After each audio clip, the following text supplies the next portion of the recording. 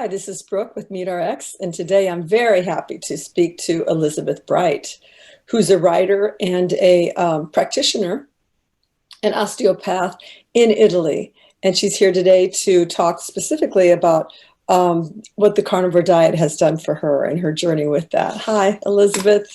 Hi, How are you? I'm fine, thank you. Also a naturopath, osteopath and naturopath.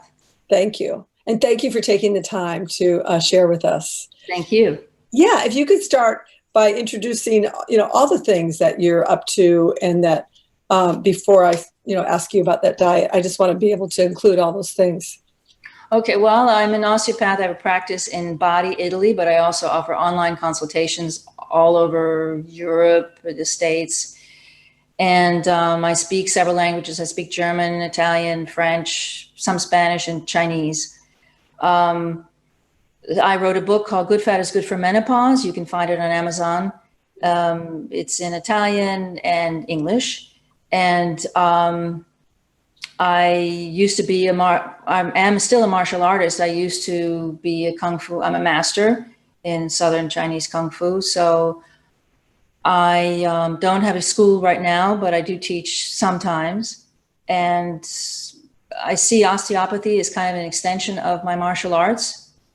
And I like to bring it all together: martial arts, osteopathy, naturopathy, and food. My mother was a great cook, and I was a chef in a restaurant, a lot of stuff that I can put together.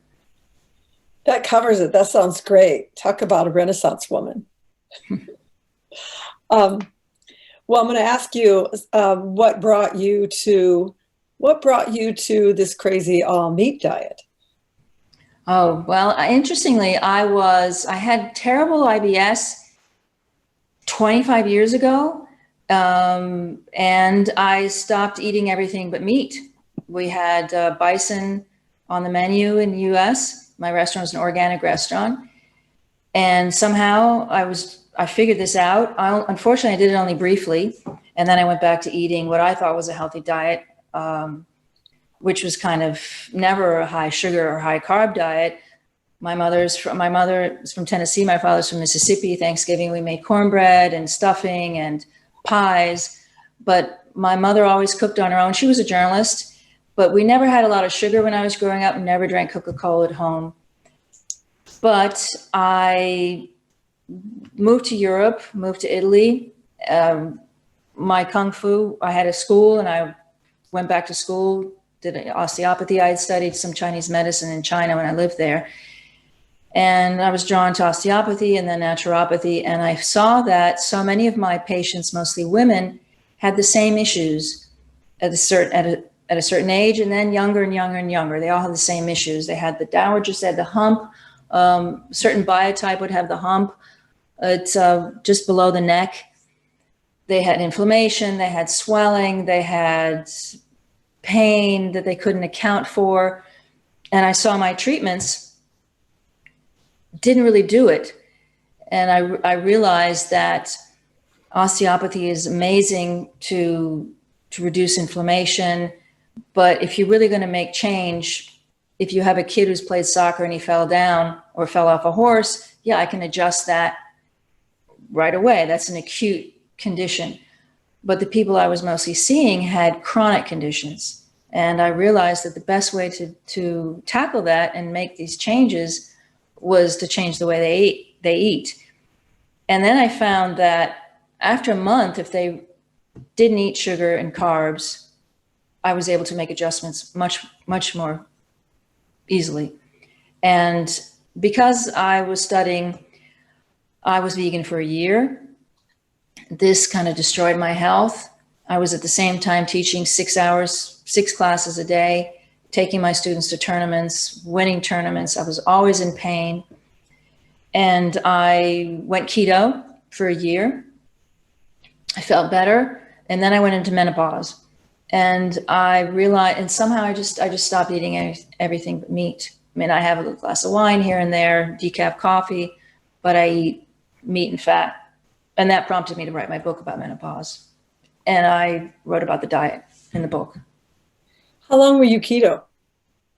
A year. Keto. And I just kept taking things out because I still had IBS. I still had back pain. I had my colleagues, I studied in England. And I think classical osteopathy, I'm a classical osteopath. And I think that is there's no, it's not like chiropractic, modern osteopathy and French osteopathy, which most of people in Italy, osteopaths in Italy practice, is kind of brusque. You're forcing change. Instead, classical osteopathy, you're guiding, you're teasing out change. There's no traumatic changes, forced adjustments in classical osteopathy. Is that cranial sacral osteopathy? No, cranial is something else. Cranial is in it. Cranial is like in America, they always specialize. So there's an osteopath who, if you go to an osteopath in Italy, they're going to say, if you say my shoulder hurts, they're going to go straight for the shoulder. Instead, I start with the feet and I go all the way up to the head, to the cranium, so that I can guide the whole body into changing during my treatment. I don't force it locally. So it sounds like through observation of your clients, you're able to sort of guide yourself into this diet. Yes, absolutely. I need a lot of physical. I did a lot of physical activity. I went every year back to China and kind of recharged, but I always had this back pain before vegan, during vegan, and keto, and it just wasn't getting any better. I saw the best osteopaths, I believe the best osteopaths in the world, and they weren't able to make this pain go away. Lower back and hip. And I even had infiltration because I was just desperate, because I would go to a tournament and I would lie on the floor on the train. I couldn't sit in cars for more than an hour. There are pictures of me with my students around, and I'm lying on the floor talking on the phone on the ground in the street because I just had to lie down because my back was hurting so much. And as soon as I took out all vegetables, all nuts, I never ate a lot of nuts, because I did eat vegetables, it went away. Yeah, I certainly noticed that so extreme with tomatoes. And were you living in Italy at this time? Yes, I was. Yes, I was. Probably eating some tomatoes, not a lot, but definitely eggplant and things like that, and peppers. Sure. Yeah. Did you notice any challenges with implementing that diet? Were there things? I had I lived in China, I lived in Germany as a child. It was really easy for me I mean, I can go there and eat chicken feet, or I went out west in China to Xinjiang. I was in Mongolia, and you eat differently in all these different places. So it wasn't difficult for me. Maybe because I did work as a chef. I had 2 restaurants in the States. And food, and I cooked when I was when I was a girl. My mother was working. I did a lot of cooking. So it didn't, I think after you've been vegan and you see how wrong you were, it's really a lot easier to just eat only meat. And I feel better immediately. Yeah, you're fully aware of the different foods. As a cook, as a cook, you're so aware of all the components of a dish. Yeah, it's less intimidating. And I believe that cooking shouldn't be intimidating. I think that people who have recipes with 50 ingredients and things like that, and it's just to keep women in the kitchen for days and days, you make couscous, you roll out these teeny tiny bits of dough, for days. I want to go out and do things. It should be simple. I would like it to be simple. I mean, I like cooking at the holidays, doing the things we do, but I always simplify things and make it as accessible as possible. Well, then even with that transition from keto to carnivore, it sounds like it was actually pretty gradual for you. Or did you just say, I'm eliminating all these mountains? I was keto, and then I read one of L. Amber O'Hearn's posts, 2016, and I've been carnivore since then. Okay. And so when you eliminated those mountains of greens and things that we used to eat as keto, was that pretty immediate that you would feel a difference of pain relief? I think it took a couple of months. At the same time, I went into menopause. I was eating a lot of meat already because the vegetables just became gradually just less appealing, and there's so much waste. And as a chef, you buy a beautiful piece of meat, you throw nothing away, or fish, Yeah. but fish, interestingly, in Italy is very expensive compared to beef. So you throw nothing away, and chopping all these vegetables, green chard. I was eating green chard, not spinach. You throw away so much of it, it just seems ludicrous. So I did it pretty quickly. That sounds like an easy transition actually for you because you were already meat-based keto. Yeah, I was definitely meat-based keto. Um, do you think that the carnivore diet has some special gifts for women, menopausal women? I do. Animal fat is essential to all women's well-being. Women, when they're young, they stop eating fat because they want to be skinny. They are often iodine, yes, and iron deficient, vitamin D deficient because they're not eating butter and animal fat. So I think a woman's health, not just when she's going into menopause, or menopause is a sudden thing, it's just you are menopause or you're not, all through her life, we need to make these hormones. We need more, I would say more hormones, more steroid hormones in men, because we have more reproductive hormones that we're using during years of fertility, and also possibly after. So it makes our skin softer, lines are, it helps everything. It helps our skin, our mental, our cognitive function. Definitely, I think it's great for women, not just the hormones, for everything. And what would you advise? How would you advise an older woman who was interested in the carnivore diet? Older meaning how old? I'm 58. Well, already in menopause. In menopause. Yeah. I would say, what is she eating now? Is she just transitioning into carnivore? Is that? I mean, a woman who would be interested in looking at it. Okay, a higher fat carnivore in the beginning, definitely. And then once you've cleared up, if you are having issues of hot flushes, any kind of issue you may be having that have been associated with menopause, which doesn't actually have anything to do with menopause. It's really just years and years of adrenal dysfunction. So ramping up the fat in the beginning can definitely balance your endocrine system, give you back that much needed fat that you haven't been getting for years. And then after these issues have cleared up and you've transitioned well and you're feeling better, then you can lower the fat and increase the protein. Many people, my patients, some of them, when they're having stress, they go back to the high fat, because when you're stressed, you need more fat. So if they're having a very stressful situation, they may eat more fat for a while and go back to I would say, maintenance fat. What do you eat now? I eat either decaf coffee, organic decaf coffee with a hunk of butter blended into it, or beef broth that I make out of beef ribs. My husband puts an egg in his coffee. Sometimes I do, sometimes I don't. Pretty much have the same at lunch, or roast beef, or we have good cold cuts here. Salumi, we have good pork, salami and things like that, ham. I eat that more as a treat. I usually eat mostly Irish beef because it's the grass-fed beef that I can get. I eat something called the cuore di reale. I think it's chuck in English. It's doesn't have as much fat as a ribeye, but we can't get ribeyes here. So it's got a very good percent of fat. And that's about it. I do have a glass of wine occasionally at dinner.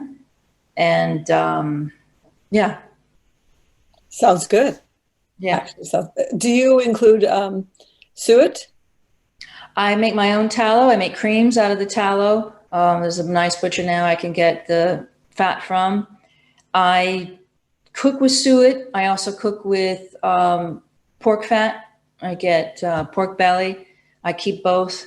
I leave the tallow out because it gets too hard if it's in the fridge, and I put the pork fat in the fridge. And when I cook, I use tallow. Yeah. Nice. And it sounds like you drink coffee. You said it was decaf coffee, and you use Decaf, dairy. I Mhm. didn't drink it for a week. It didn't really I didn't feel much different. If I don't want a coffee, I drink the broth, which Is has a your lot. spouse also carnivore?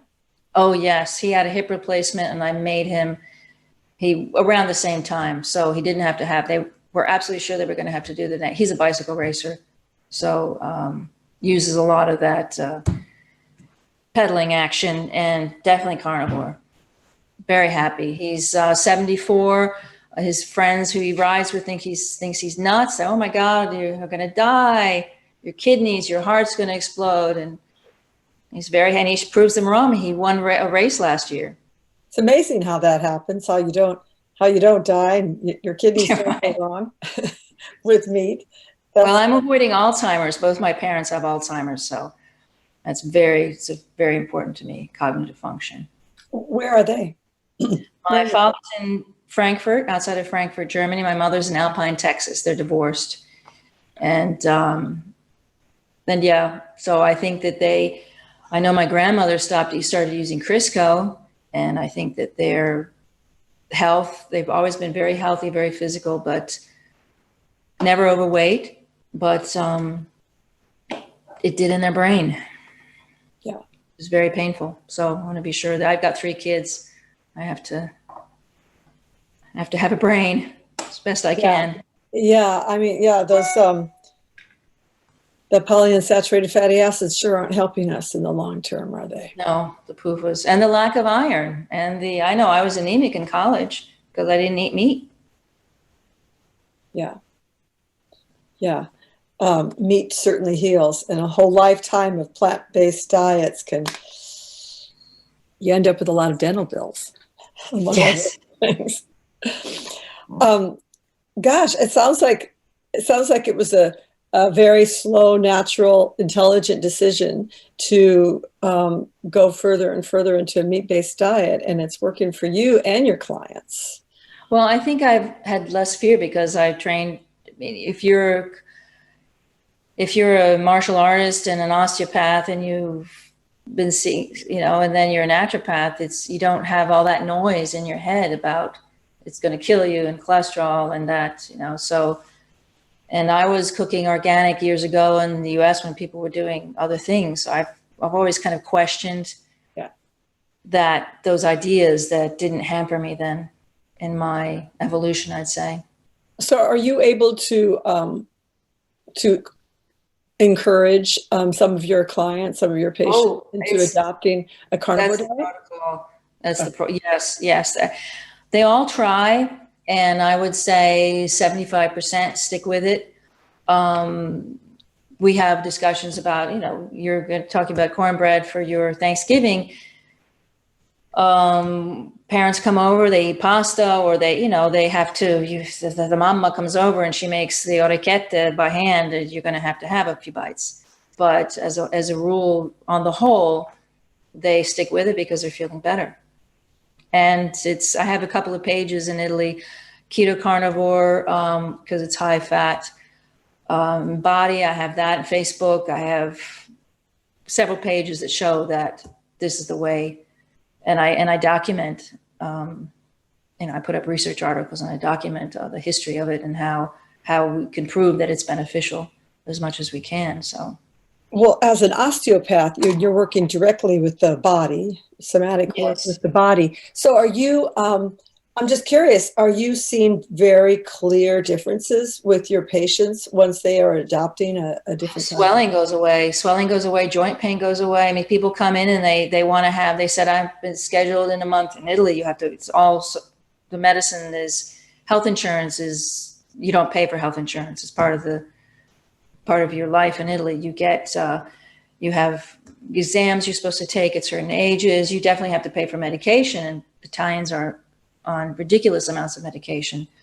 But they also have to make appointments to get operations, shoulder, knee, carpal tunnel, months in advance. so they often try me first. And they call it the last beach, the l'ultima spiaggia. You've tried everything else and that didn't work. So you go to the osteopath to see if it'll work. And they usually expect to be cracked and have pain after. They've had friends tell them that they're going to have pain, and it never happens that way. But I often find that I can't do anything in the beginning because there's so much tissue swelling and inflammation in the joints that I kind of have to calm everything down. I have things that I do. I work on the spinal nerves to calm down the inflammation as much as I can.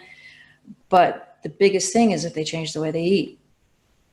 And I'm curious, are you palpably feeling their difference Absolutely. In their bodies as they change their diet? Well, they come after 2 weeks, they lose. I usually do 2 weeks after, then a month after. They lose right away the water that they've retained that's caused swelling in their joints and if people I see online, I ask them to take pictures of their upper arms, their hands, their ankles, their feet, because I'm looking at their tongue, their eyes, their sclera. I'm looking for signs. And what I'm looking, to back up they tell me what they're eating, they write it down. I have a really long questionnaire, 6 pages of, so I already kind of know either before they come in or before I actually see them, like I'm seeing you now on online consultations. But when I treat people, yes, 2 weeks later, the inflammation is almost all gone. And then if there is a change, a vertebrae that has to be moved, rotated, I can make that change so much easier. Yeah, that's what I was thinking. It would be just easier to make those changes. And osteopaths don't tell anybody because they don't come back then, because they don't have to come back as often, because if you're seeing a regular osteopath, they tell you to come 3 times a month. So it works. They don't have to come back to you. It works. That's like the Chinese physician. The Chinese exactly. physician. You only pay them when you're. Yeah. Yeah. What's the name of your book? Let's get that in here. Good Fat is Good for Women, Menopause. Good. And where can people find that? It's on Amazon. Okay. Great. And your website will be in the it's elizbright.com. It's so nice to see you at the meetings at MeetRx. How have you found those for yourself? Great. I'm looking up. I'm trying to find. I'm a little shy, so I'm not yet unmuting my microphone and saying things, but I think I'll get there. That's great. So good information. Good. It's great to hear different people's stories and the guests who come on. It's interesting. It's very good. I think it's a great thing, the community. I think it gives a lot of opportunity to people who are unsure, and they get all the information they need, and it's very supportive, and I really admire that. That's why I talked to Shawn a year ago, but I was going through changes. I was moving, and I didn't do it then, but I was on the animal-based nutrition thing that he had before this. And, but I think I really believe in it wholeheartedly, and that's why I'm participating as a coach. It's great. So they can find you as a coach on the website. Yep. As a MeetRx coach. And you find time to do that with all those other things that you're doing. Well, I'm here. It's 7:30 for me. I close the studio and I can do the coaching. Absolutely. And tune into the meetings, which usually when we're eating, so I don't have the video on because I'm probably chewing my beef. That's great. Well, thank you, Elizabeth. This has been great to drop in with you and see what you're up to and what you can offer, and your own sort of route. Seems like it was just a really natural route to finally to the species-specific diet of meat. Yes, thank you. I value it very much. And for my family, my 2 daughters all my 3 kids are carnivore now. Oh, that's great. Now, how long did that take? Some time. My son is a musician. He had terrible arthritis in his hands. He's only 32. And so within a month, pain was gone. Oh, he's sticking to it. My youngest is, she was actually in the hospital last night, so I didn't sleep much. But she's in Glasgow. She's an artist, and she's definitely carnivore. She's been, we were vegan together and suffered together. So she was in keto. We were keto together, and she was still home, and now she's carnivore. And my oldest daughter, who's 31, she's also carnivore now. Where are they? My son is in Greece. Greece. My son is in Greece. He's in Athens. My older children, their father was Greek. So my older daughter just came to Italy again, and my youngest is in Glasgow. She's finishing up a master's program in performance art. That sounds great. You guys are all in Europe together. Well, it's kind of hard to see each other now, though. Yeah. Yeah. I want to just flash back a bit because I realized I wanted to ask you a little bit about that IBS situation that you were experiencing. And that was before you were keto. During keto as well. During keto. And so, what were those symptoms like for you? Oh, I actually went to a gastroenterologist when I was in college, and again, 27 years ago.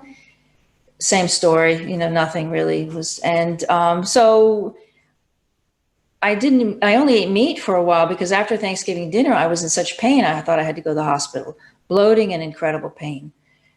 I was stupid, so I didn't keep with it. And when I was vegan, I wasn't constipated, but I still had the pain in my back and hip is also related to because the spinal nerves that innervate the intestines are the same that are in the lower back. So it was related. But I mostly had bloating and constipation even keto. And then when I stopped eating everything except meat, no longer any constipation, no longer bloating or any discomfort. How long was that time that when you stopped and those symptoms went away? 3 to 4 months. Okay. It wasn't immediate. So it wasn't immediate. That's good for people to know that because some people really expect it to be immediate. And it is for a few people, for some people, but usually it takes some time. Well, there's also an adrenal component in that as well, because my issues were more later in the evening when I was tired, right around now, pretty much. And that's when it didn't matter. I tried to eating different things, but I would still have the same reaction at the same time every day. So that is following your circadian rhythm. When you mentioned adrenal component, there are some people that feel that that for women, an all meat diet can sometimes be difficult for the adrenals. What do you No, that goes back to the myth that you need a certain amount of glucose in order to, which comes from carbs, in order to energize your adrenals. It's just a load of crap. You need fat to energize your adrenals. Adrenals live on fat. They make all the work the adrenals do is synthesize from cholesterol.